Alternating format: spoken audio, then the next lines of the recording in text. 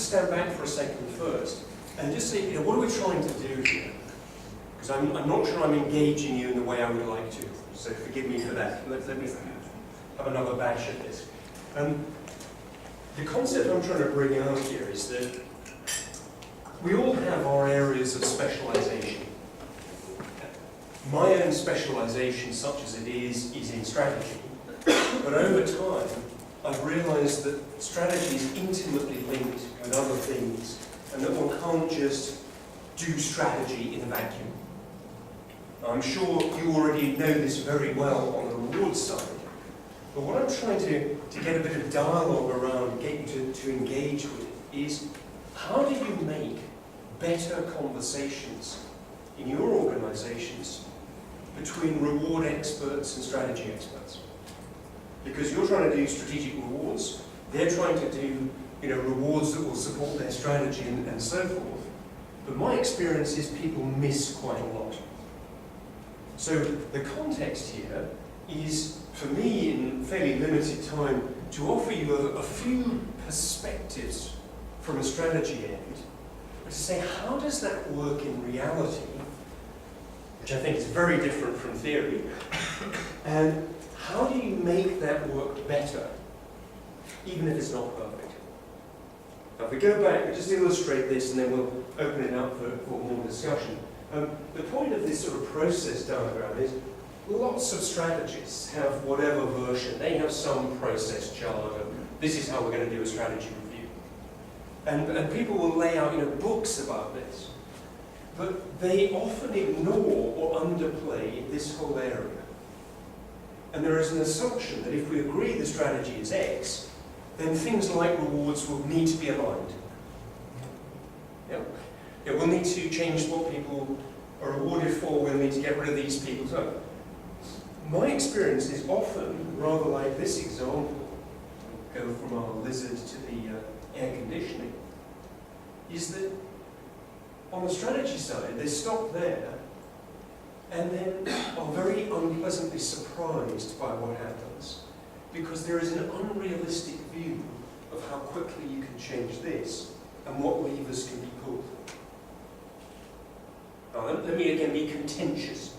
I would like to put the blame at least partly onto you guys for, are you being proactive enough in working through with other functions and other areas, what can you really deliver in different time frames, and what will different sorts of change cost? So that there is a bit of a discussion around that. Now, I'll be really extreme here. In some cases, yes, you can follow a strategy like this, but it means there's so much change here that you've got to face a lot of disruption. And then you better plan for how will we handle that disruption. In the private equity work I do, they're very willing to take that on. And we bought a business in Finland, for example, where we had to change all the drivers from being Finnish to Estonian for various reasons to do with labour laws and moving people around and so on. Now, in many organisations, they just say this is too difficult. But they said, fine, we'll take it on. As a result, the company had to close for a few weeks. We lost 30% of the budget. But the change was affected, and then it's now working very well. In other contexts, the opposite would be the case, where it's going to be so difficult to change this. My argument is the strategy should fit better with the stomach. If that's what we're like, let's be realistic, and let's adopt a strategy that plays to what we can do as an organisation. So it's more on the resource end of the triangle as opposed to the opportunity end. Again, a key message from all of this is there is no simple right answer, but pretending that there are no problems here is worse than anything.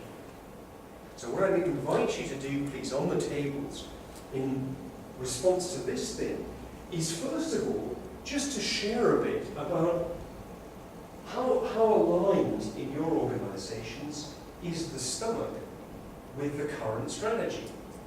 Is this all beautifully aligned? Do the reward systems fit very well with the strategy? Or are there some areas of misalignment, like in this case? And then to think, what are the implications of that for you as professionals and leaders in this area?